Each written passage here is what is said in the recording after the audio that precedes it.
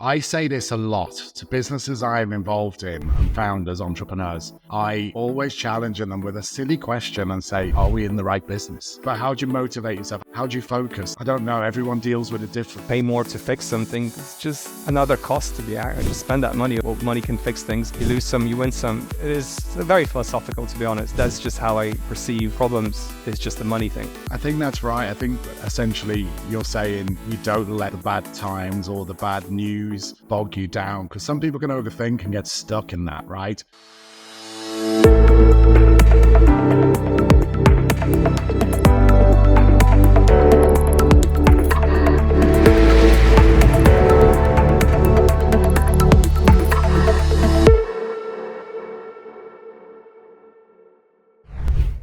Hi, Boris. Great you've joined us today. I'm really excited about this one because I've worked very closely with you over the years, and you have quite a unique story. I think sometimes I reference you without referencing your name or your business, just on how things have evolved, and a typical example of being persistent and persevering through ups and downs of the journey. So without further ado, introduce yourself and introduce your business to our listeners today, if you would. Yeah, Mark, thanks for having me. To those who don't know, I'm Boris. I run Feel, which is currently one of the category leaders for beauty from within in nutrition in the UK. We've come a long way from generalist to specialist, and we feel really strong about the products that we build to improve people's lives. But the focus, of course, for Feel is improve females' health lives, because the category is very appealing to a larger amount of females rather than males. But males do pick up some trends now, which is also quite positive. I'm happy to talk about this later. It was good. No, it was great. My question was right. This is what we do today. I think I'm going to unpeel wrappers and go back in time, because I think it's a fascinating part of the journey. Remember, we've got entrepreneurs listening, we've got investors listening. I love where we are today and where we're going. That's what's important. But a lot of people don't know what's happened, how you got there, the highs, the lows, the key decisions that were made along the way. So let's delve back in time if you're good with that. And let's remember that Feel didn't really start as this business. The famous pivot word was very real. And I'm not a fan of that word. I cringe at that word. Oh, it's a pivot. It's got negative connotations, weirdly. I think everything in life's a pivot, whether it's called a pivot, whether it's called evolution, fine tuning, whatever, changing, you move towards the right type of business. But let's go back in time. Maybe the right question would be, how did your entrepreneurial journey kind of get started? That might lead you into the original business. And then we can talk about why we become Feel today and what changed in our actions and mindset. Different story completely. Started off with a SaaS marketplace, which is a startup that was based off of me wanting to automate a lot of processes for a supply chain agency business. And I guess sometimes when you're trying to solve a problem, you don't really see how well can you solve it. You're just obsessed about making it work. What we were doing back then is we're trying to offer high levels of customization for a very cheap price for people who don't know what they're doing. And those things just don't marry up. You either have to be very low touch for a low price, or very high touch for a high price for people who know what they're doing. So sometimes the problems just need to let them be, and you can't solve everything. And it's also good to identify when is the time to give up, because you're not going to get your time back. So there are so many other problems that an entrepreneur can solve. And I think that came about when we had this little conversation. He asked me to draw what the next 5 years for that business will look like. And the numbers weren't that exciting. So there was no real attachment to solving that problem, rather than trying to become prominent with a business idea and grow it. The growth was clearly limited. So it was about time to let it go. You did give me multiple options: pivot, hard pivot, continue plowing at it. We decided that we're going to start something completely new. And then looking at what has become of Feel now, there's not a single regret about it. It's a completely different business, and sometimes it's okay to look the other way, because people develop different skill sets as they grow. Nobody ever wanted to start that business, but then here you are and you're successful. And some businesses become really big even without the best idea is just fixing one small problem or identifying one little issue that then can grow into a much bigger business with years and years to come. I agree. I think I say this a lot to businesses I'm involved in and founders, entrepreneurs. I always challenge them with a silly question and say, are we in the right business? Even if the business is successful and going well, because I just want them to pause, not just go, yes, like a fake answer. I want them to actually pause, reflect. They know much more about the business, the trends, the direction, the challenges. And is it worth tackling? You become an entrepreneur for a reason. You want to build a business. I think you want to build value for you, your family, your legacy, all of the above, many reasons, right? You've always got to align that with what you're actually building. And just because you start something doesn't mean you have to finish it. And you feel pressure. You took on venture capital. You found an investor. You went round. You pitched. You successfully closed your first investment. That gives you a level of pressure. You've taken someone else's money. They are a shareholder in your business. And a lot of people become yes men or yes women because they want to report well. They want to look like it's going well. They mightn't tell you the full picture. That doesn't mean they're dishonest. You don't get enough time. Some people may have written you off to go, "Oh, that business was average. It wasn't growing like a VC business, right?"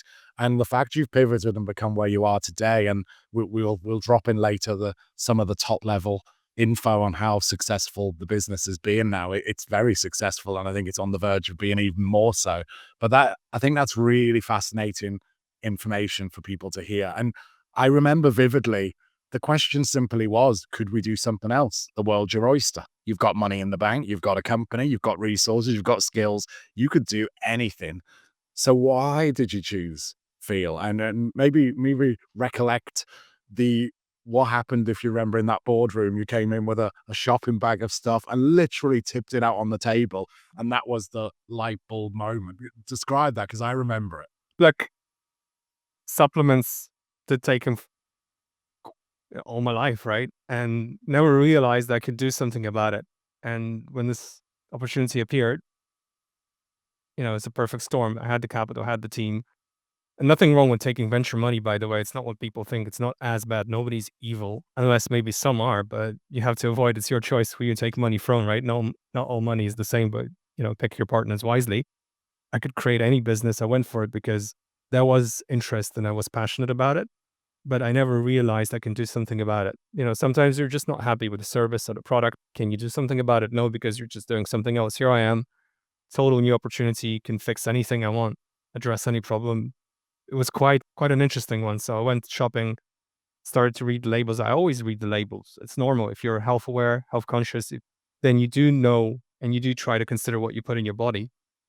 So sometimes you do read the label. There's a lot of sugar, but today you say, hey, whatever, I just still want to have that snack, right? But you are mindful that you're doing something to your body that probably is not ideal.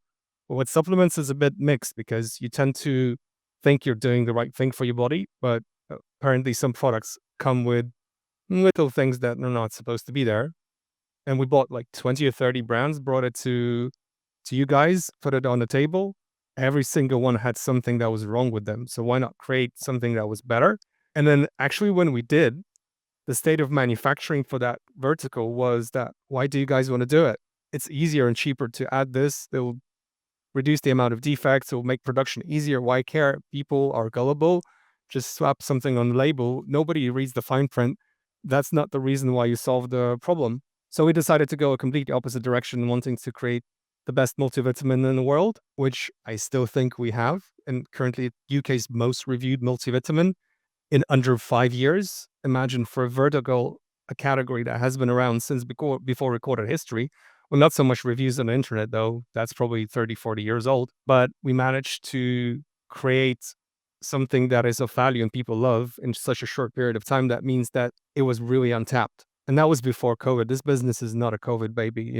COVID started, everybody ran to make money off of supplements, vitamin D, vitamin C. This company never did individual ingredients, and it was never about that.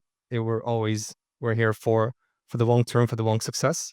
But as I said, sometimes you need to read into the problem and think, can we add value? So the way we do products is always, can we create something that is completely different or much better than what's already on the market? Otherwise, there's no point out to release a product. You touched upon an important point there. I was gonna say there's I don't know, there's a common saying, and whether this is exactly right, is is your solution, is your product in this example 10x better? Right? Because if it's good enough, if the market's good enough, that's okay, right? I don't think there's real space to build. You can build market share, but the winds are not in your direction. A lot of time they say you really need to make a bit of a shift change if you're going to make a highly successful business. You went out to say, actually, forget the old ways and the old direction for all of these reasons. There was a lot of research behind that. You were not an expert or a specialist at the time. You had an interest, a personal interest, you were a good reader, but you certainly leveled up your game with regards to knowledge and experience. And I remember you connected to some very science specialists, right? That was really, really important to, not just what you read online, to really consult and get the right information. So it's a bold move to say, I'm going to build the world's cleanest, best multivitamin. And you did that, and you maintained to do that. Have you made changes to the recipe or the ingredients since the inception? Of course, and best believe that we are constantly looking of ways to improve it. I think we had 4 or 5 iterations of that product. And I guess for everybody listening out there, you guys are probably doing more with code and apps, and you have a new version 1, version 2, version 3, code update, bug fix. We're fixing bugs with our products all the time. There's always something to improve. And, 4 or 5 years, 4 releases of the same product to the time that we can. But it's completely normal to do that because you think things are going well, but somebody else is trying to do the same thing or better. So you have to be constantly on your toes, thinking, what else can we do? How can we improve the product? Get the customers, get their feedback, see what's wrong and fix it. So with product businesses, it's always slower, but you can still make these changes. No, I agree. You mentioned tech and code, and I still think even though we're talking about product and multivitamins, you've mentioned two things just in the last couple of sentences. You've mentioned your product is the most reviewed multivitamin in the UK, I think is what you quoted, which is a big, big feat given there's well-established, much bigger funded businesses probably sell way more volume than you do at this stage in this business's journey. But that's because your digital first was the entry. That is tech. Let's not ignore your effort into your website and conversion and customer management and upsell, cross-sell, personalization is really important to your business. I don't think you could have done this with an e-commerce plugin to the level of success you've achieved, to the conversion rates, to the retention rates that I see internally. Touch upon that, because I don't want to say we're a tech business. I think that wouldn't be fair. We're a consumer business, but tech is important, and you do not ignore it, and you've invested a lot into that area. Give a little bit of insight into why that is important, because all of what you just said is your online business. There is a playbook for some things, and for some things, there aren't any playbooks. So you just have to sometimes close your eyes and imagine how things should work. I had the same idea when I started the SaaS business that we later pivoted from. There weren't any other businesses out there that were doing the same things that we were doing. And I guess there was a reason for that. Um, but here for Feel, 35% of all staff at all times are in dev. And I think digital first, it's not really a sensory product. It's not like a piece of clothing that you need to try on. It's not a perfume that you need to smell. It's all about education, educational content, understanding what the product is. So it lends itself really well to digital. We build a lot for Feel. I do feel 90% of our revenue comes from recurring subscriptions, and that's a unique position because of that tech. We can't find something on the market, we build it. We have currently in our store, we have 4 custom apps that we built for ourselves. There aren't, just built with tiny features. We spend months and months in developing these things. And I think if you want to be winning in e-commerce, you need to build these things. So we actually had to build things, because if we didn't, we wouldn't be better for our customers, and our customers are who define what we build. If they have an issue, they can't get something, it's inconvenient. We just don't take it to the chin. We just start building and we built very quickly because of that. I'm going to talk about entrepreneurial mindset and kind of growth just generally now for you, because I think this is a fascinating topic for everyone to really understand different people, different habits. So, what personal habits or mindset shifts have been most critical to you as an entrepreneur? Like, I always say this saying, and it's very common: older and you're older, you're wiser, right? I wish I had the knowledge of what I had today and the experience as a younger entrepreneur. And I look back on so many mistakes and things I did, and even just the way I thought about things. And I'm not saying it's wrong, it was different. And, of course, experience is a wonderful thing. Give me maybe examples of your habits or mindset that's changed and evolved over the years and how you think it's made you more successful. I think three things spring to mind right away. First of all, probably the biggest lesson I've learned from dealing with you is time. Early on, I remember in 2019 in the office, we're together, somebody's pulling up a spreadsheet, right? And then just looking and looking and looking. And you just say, like, you can do this later. I want to look at this. It's not good for my time. That not good for my time situation, I carried it through to today. I probably say this once or twice a day now. So calculating the cost of your time is the biggest exercise that I do all the time, right? Is it good for my time to go there or talk to these people? Can this meeting be offline? Send them an email. And I try to teach my team to do that. Does this meeting has to be a meeting? Can it be an email? Seems like an email. Can you solve this over email if you can't jump on a call? But these are very basic examples, but it is just the mindset of you're not going to get your time back. Calculate how much you earn per hour or how much your hour is worth to the business. People say, I'm always approachable. We have an open door culture. Yes, but if you're just focusing on something and you need to deliver and somebody's knocking on your door, hey, can you look at this? It's okay to say no. And that leads me on to the second point, probably is the no. It's okay to say no to so many things. People feel guilty. Oh, I don't want to hurt my team. I don't want to offend anybody. People have good ideas. Yes, well, the reason why we say no is because we value our time or we think it's not going to work and we don't want people to get the wrong idea. You have attachments to your ideas sometimes, and most people will.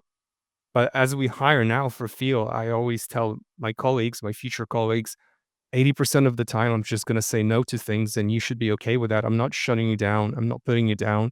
This is the process. And we only focus on things that can really make a change. And one good idea can turn the business around. So out of 10 ideas, you will have one good one. Great. 9 times I will say no. And you run with that. That's okay. So saying no to people, no to ideas, you can't say everything, like, can't say yes to everything. It will ruin you. And I think the third one is that comes off of the no is culture. And don't let everybody decide what the culture is going to be. It's your show, it's your family, it's your house. People need to be comfortable, but you're the person who's going to run the show. So don't let other people make decisions on culture for you because then they'll not be comfortable working with the real you. So again, be yourself and build a culture for yourself. And if people can't align with that, then you're not going to be happy working with these people. And the last thing you want to do is start a business and not be happy in the business that you just created. There are a talent pool of 100%. Okay, fine. How much can you pay for that role? Or how much skill do you need in that role? Okay, well, that narrows it down to, let's say, 50%. Then look at the people realistically. How many people can actually work with your management style or your goals or with your energy? Maybe 10% of that 100%. It's still fine. You'll still get the best people. And sometimes the most talented people aren't the best fit for you as well. Have a ton of knowledge, lots of experience, but just something's not right. You don't have that vibe to work with that kind of person. And then they will not bring out their best in that environment. So just build your own culture, find your time, and say no a lot. I guess that's it. A very thorough answer, and you did cover some really important points. You've stole some of my other questions for the future, which is good. Prioritization, I think, was the no part because it can feel harsh to say no. You're not saying no for a reason, and that's why I'm going into this a little bit deeper. It's not just for the sake of a no. So how do you make an assessment? You've tied in time, so we've got to focus our time. You're right. Big, real, important. It's the impact, it's the ROI of your time, and not just your time, everyone's time, right? You've only got so many hours in the day, you've only got so much resource. how do you prioritize? Because I think that's the word. What gets a no, what gets a yes, and what process happens in your brain or your team's brain, or how do you assess? Because every business I see has multiple opportunities, and you can't do them all. Actually, a tidbit of my information: when I first had success build in my previous business and it really started to scale and the millions of revenue started to come in, I was young. It was my first taste of success. Things were going well. Things I touched worked. And then I don't know, got overconfident and felt everything I touched turned to gold. I wanted to do multiple projects. I spread myself thin. I spread my team and resources thin. I started delivering things averagely, even poorly. Even my core business, my main business, which was the breadwinner of all of them other little projects, which could have become big projects, where it was getting affected. So this is super important priority. And one wise person, a guy called Hugh Chappell, he's a successful entrepreneur. He was an advisor to me at the time. And he was bold enough to actually challenge me and say, Mark, are you happy with these projects? They're costing you money. You're diverting resources. You know, it's your money, your business. You do what you want. But are you happy with the output? Are you happy with the results? And I was frustrated. And why are you frustrated? Because you're not focusing. My Elizabeth, the best advice he gave me was focus. And it was painful for me to listen because, I needed the stimulation. I wanted to be involved. I wanted to do other things. And the word focus was the best advice I probably ever received. And it's the prioritization is the same word, right? And the way I fixed that itch, and that was at the mid to end stage of my journey. It was maybe 5, 6, 7 years. I sold my company on year 8. The way I fixed that itch, and the itch for me was new challenges, doing new things, new stimulation. Like, really, that's how I operate, right? But obviously, you've got to keep the core scaling. Is I started to make angel investments, early stage seed investments. And that was how I got new projects, my finger in the pie of new things. But it wasn't all on my shoulders and my resources. I was given capital to be involved in something else and my knowledge indirectly. So you can see how that fixed. I didn't ever walk away from focusing.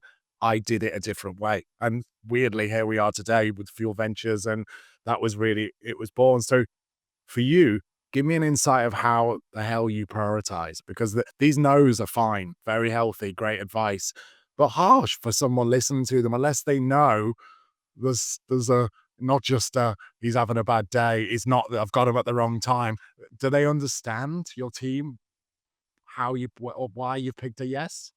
Well, first of all, let's get it straight. A no is not always a no. Sometimes it's a yes in the future. So there is a decision matrix, and I'll explain about that in a second. But for the no's, sometimes somebody plants a seed, an idea, a seed of doubt. No, this can't work. You just say no, it's never going to work.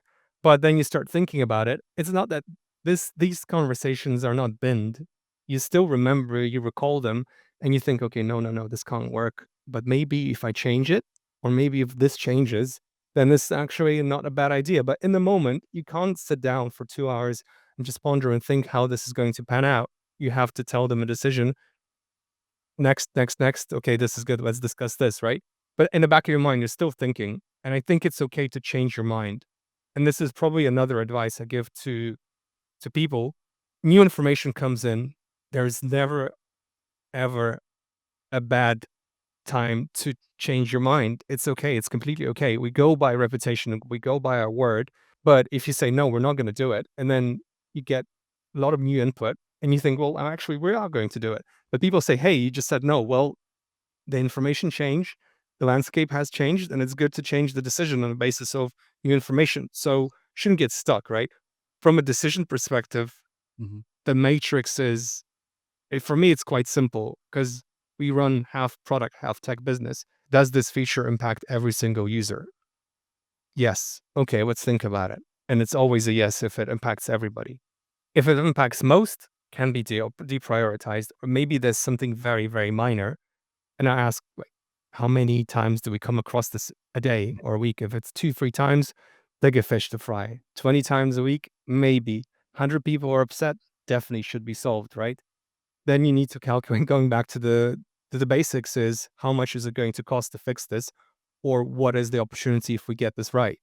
So somebody needs to calculate that. We had, let's say, I'll give you an example from last 3 months. We had features.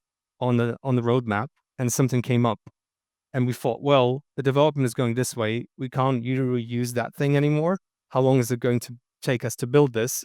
Or are we going to use something legacy from a partner? And we decided to build it ourselves. And then on the back of it, my guys got really excited. Let's build everything ourselves. Let's replace this, let's replace that. I calculated, and will take us 6 months to build this. And it's going to be a lot of money to do it, whilst we still can use something that is kind of okay to use for now, whilst we focus on something that nobody has, and we built something completely unique. So the balance is, can you do this without external help, or there's something already there?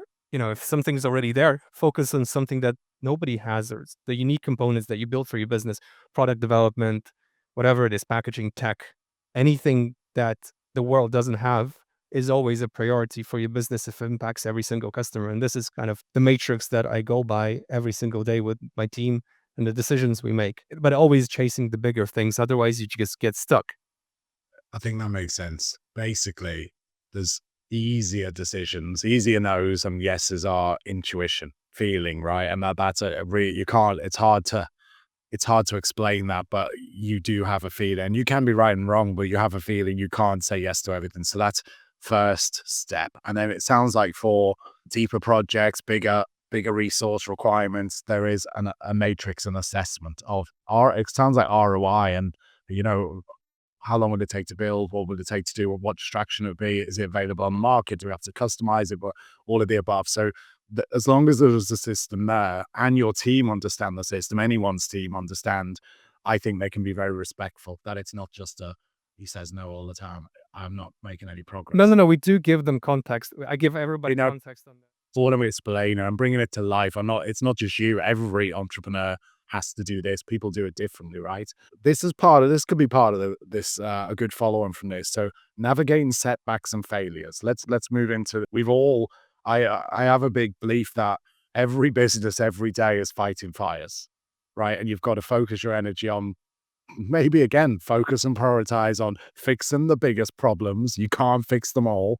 If they're not so impactful, sometimes you've got to let them go, or you spend all your time firefighting and not progressing forward. So any specific failure or setbacks or challenges that have helped shape you or the business today, and takeaways and any experience you'd like to share on any of them? I have quite a few. I think Yeah. in the journey to scale, at one point, you're doing really, really well, and you get a lot more money for what you're trying to do for the future. And then you go a little bit crazy. You overhire, you overdelegate. You think more people equals more revenue. Rarely does. And in our case, similar to many businesses out there, I just see entrepreneurs doing the same old mistake. I read these LinkedIn posts. Oh, I'm going to do this, or we're about to do that, or we are about to do this because of that.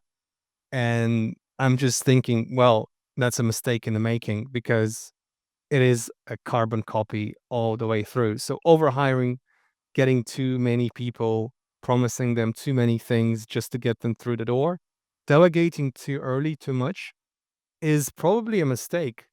You think, okay, well, good old days, I got the money, let me hire some smart people that run the business, and I'll be chilling, life's going to be easier. It's never easier, and you shouldn't rely on people to do your work, because the founder's work is to understand everything about the business in finer detail. Maybe you're not doing it, but at least before you hire a person, you understand exactly what the job does. So now I think what we've changed about specific things is, if we are to hire somebody, we try to do it ourselves first, learn it, understand it. Can we do it ourselves? Did we do it ourselves? Yes, we did. Okay, let's get somebody in and then explain to that person with their skill set what the business needs with the specialty that they have. Or we can't learn it ourselves. Let's pay somebody 2, 3, 4, 5 day rates, come to the office, tell us everything about the role, everything about the vertical, and then hire somebody with that understanding. So those things do really help. And these are definitely the mistakes that the majority of people will make. They just think it's so easy to get somebody with a good role, pay them a good salary, and you think your job is done. Well, unfortunately, just hiring is not enough. You have to understand what these people will do. Otherwise, it's not going to end pretty. And we learned that the hard way. I think most founders go through a realization of this, and especially in the venture capital world, because you go from stage to stage. The checks hopefully get bigger because you've got ambition to scale this business very large. And there's a point where it can happen in all categories, especially on business development and sales. So, I've seen this a lot on maybe B2B businesses more so. Founder-led focus. It's exactly what you've just said. Founder-led. And that's not just you. That's you and a very close team, how the business starts. And then you get more money and you naturally you have to scale. You have to replicate things. And I'll go back to your first point, time. You've got to delegate. You have to. But you've just covered that if you can prove it or start it or show some early metrics, the specialist, the person you hired to do that, should be able to maintain or increase. Touch upon how I think at a business your size, which is good. We're talking 8-digit millions, right? It's a good size business now. We've got real momentum. Our metrics are the strongest they've ever been. Great positioning, right? From the funding you've had and the early progress you've made, it's very exciting where we go forward. But you are now more productive with a leaner team than you once had. And I'm going to make a presumption that your culture is the strongest it's been because you've reset and pulled people close and you've got people that are perfectly aligned to you. Did you, as you scaled out, did you hire the people or did other people hire them? Because I find in my business, even now in Fuel, we've made a few not great hires and they haven't lasted. And it was when I delegated that to other people. We're still a team of 25 circa. It's this relatively small team. We all know each other. We all work very, very closely. And there's no harm in me. I don't have to be in all the process. I don't have to be in every interview. But when it comes to the final stage, I think as a founder-led business, there's a lot of other personalities and people contributing to the culture. But I'm going to say for your business, a lot of it is about you, your way, your style. It's not just you because you have great people around you who, I don't know, complement that. You'll guide from the top. You'll let them go and do things their way too. It's not just one way. Same for our business. But I can definitely pinpoint where I let go of that and didn't even go near it. It just didn't work. And I don't want that to be the answer. It's a realization of what happened. And that can't happen forever. There's a time and scale where you do need to delegate more, but then your company will be much larger and can afford to buffer excess and fat. And every company suffers from this. Over time, you will get fatter, you'll become slower. Whether you want it or not, it's counted within the numbers. It's counted within that capital. But too fat, terrible. So there's a balance, and there's always, is it Amazon? Is it Jeff Bezos that always cuts? Oh, it might be a different business that cuts the bottom 10 or 20% of performers. And my quote's probably terribly wrong, but very clever concept. However, you get to that bottom percent in each business metrics and KPIs, whatever. But it means you're always leveling up. Actually, the word leveling up, I heard it yesterday on Boris Johnson podcast, and he mentioned about the UK leveling up and independent people leveling up, entrepreneurs leveling up, people in far reach villages. That's not southeastern London leveling up. And actually, funny enough, you give me the concept for this podcast name, Fuel Up, and it was based on leveling up. So I find it funny we've just used that word because that's what we're talking about, right? Uh, Give me a little bit of insight into that hiring because if it doesn't gel, so is that a lesson? Is that something you've done differently now? Of course. No, listen, I think here are some nuggets, right? First of all, I learned this from a guy who ran multiple profitable businesses, never raised VC money in his life, multiple millions. He came through, one of my team members brought him in. Hey, Boris, listen to this guy. I'm like, what? We're doing fine. No, but listen, okay, so we sit down with a guy and he goes, what? How much money is your per employee ratio in terms of revenue? I was like, is that a thing? And he's like, yeah, it's totally a thing. You guys are way off. So we now look at how much revenue per head per company we're doing in terms of efficiency. And like you said, Mark, when you scale, the efficiency will drop because you have to delegate, right? We're not control freaks. We're not running every single function of the business. Nobody can. But that metric needs to stay, and you need to set the boundaries for that metric, not to go over or under. Over means that you're probably working too hard. Under means that probably you need to do more yourself, or your team members need to pick up more work. From a hiring perspective, I think it's good that you can bring in people, but the journey, as I remember, 2, 3 people, you're a small company, you're begging people to come and join your business. It's super risky. God knows what's going to happen. A few people, tiny office, not sexy at all. This is not the startups that you see on TV or what you not aspire to be. So it's very, very difficult to get the people in. You sell your guts out to get those people in, right? Now you go and then you grow, and then people know you have growth and they sell themselves, and you just sit there and listen, like, right, okay, well, you tell me more about yourself. I'm way past that because I think a good hire is a personality fit. Our process is quite simple. I don't run a one stage interview, but my first stage of the interview is just basically a vibe check. Can I like the person? And I come through as me, not as a founder, as a personality. And I talk about how I am, what is the business, how we do things around here, and see if the person likes it. But I do it slightly with an exaggeration because I prepare them for the worst. And if they're okay with that, that is going to be fine. And let's believe we have the best retention we had in years. And people are super happy in the office because they know what they've signed up for. Right. So we don't really ask them to sell themselves. We do at later stages, but I just want to get to know the person. If we can work together, if they can work with me and they can work. And I always honestly ask, like, listen, what you've heard from me today, do you think you want to work with me? Is that what you want to do? Is that a fit? Do you think? But we really talk about the business and how we do things. And of course, then it works out. And I think that's a big hiring tip for everybody. Just be yourself. Give them worst case scenario because you know what? It might happen. What are you going to do? That's a really important one, I think. I actively, and I do it multiple times, I do it when we hire people like you, and I try and put them off. And it's not, it sounds stupid.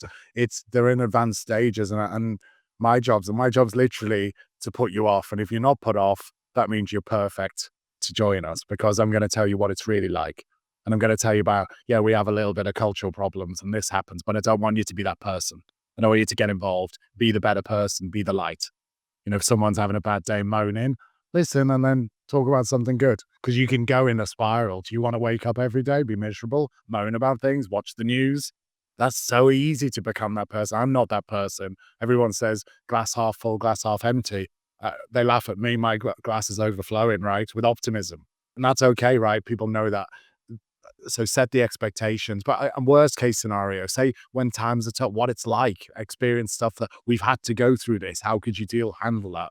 Because they fully know what they're coming into and they understand your vibe. And I think this next question kind of ties into that. How do you balance your own ambitions and your ambitions for the business, which is massive and large, I'm sure, with managing your team and their expectations?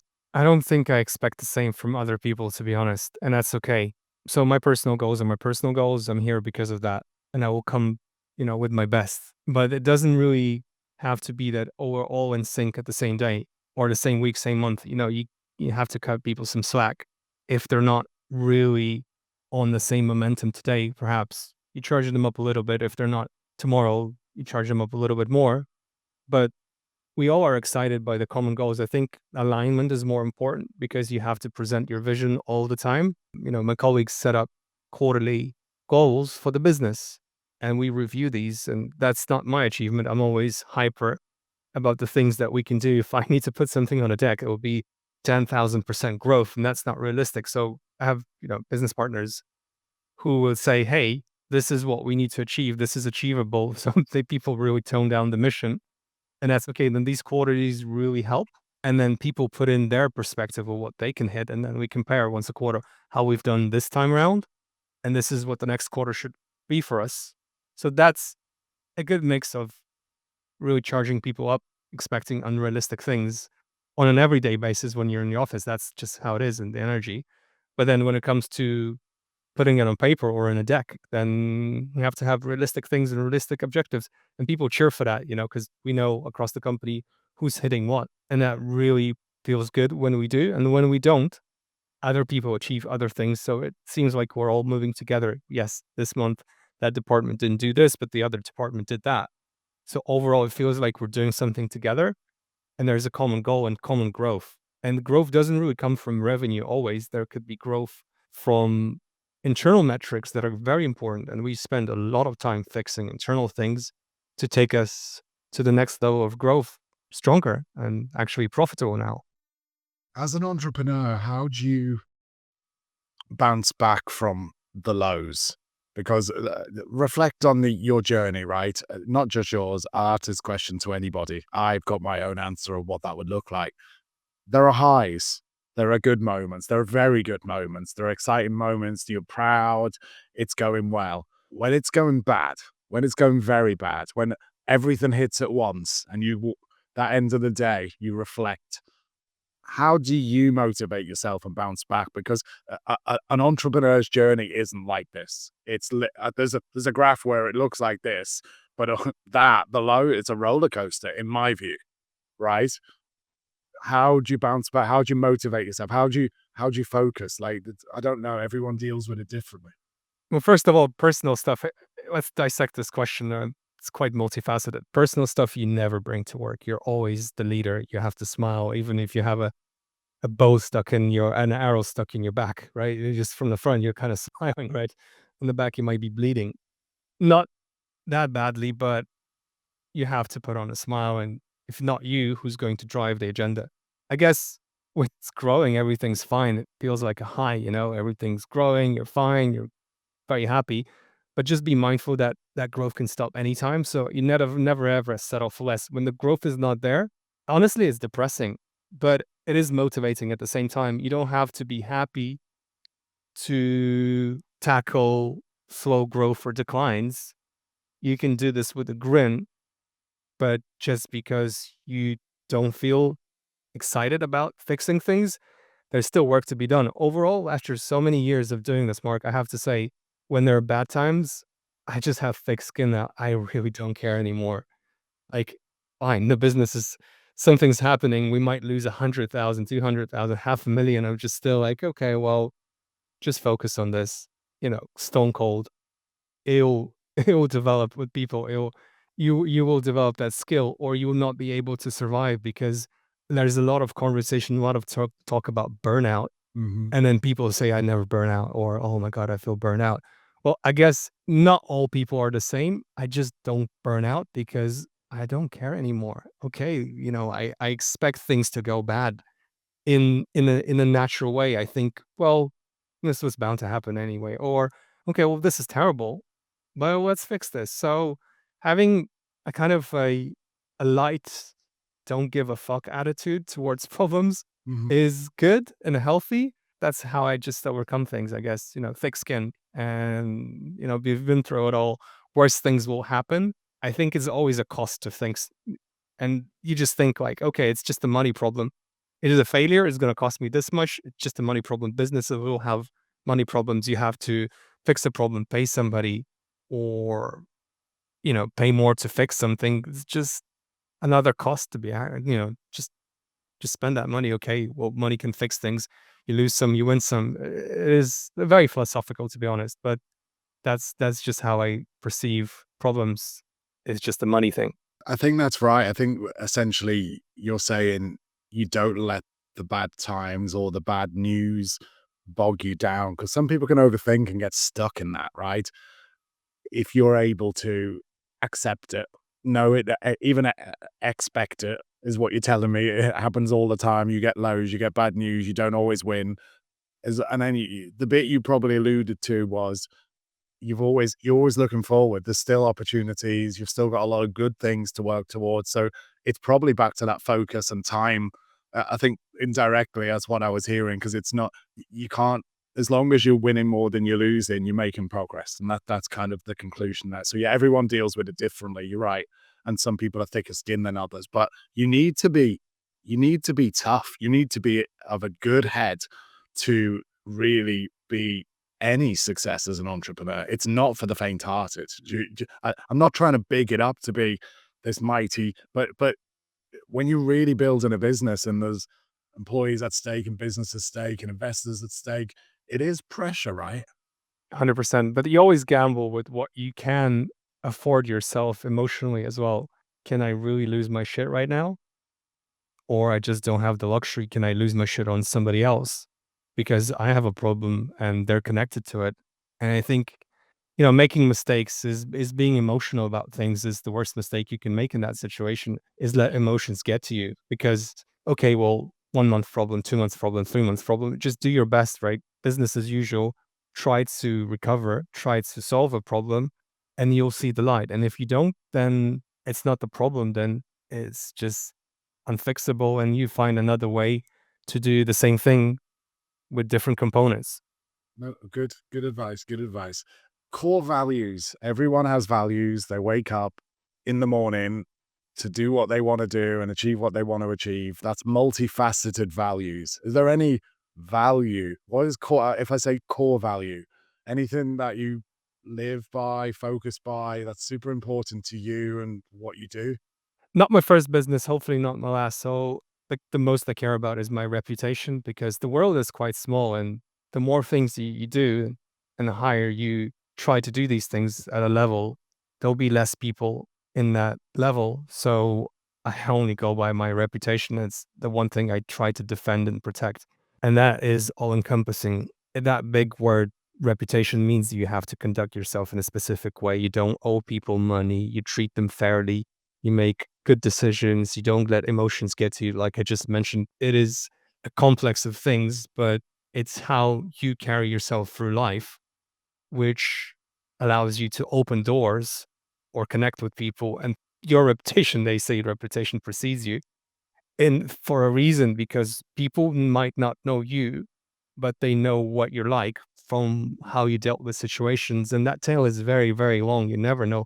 People always speak about things. People talk about how companies are, and they might know your company, then that might know you. And they say, oh, that company did this or that company did that in a good way.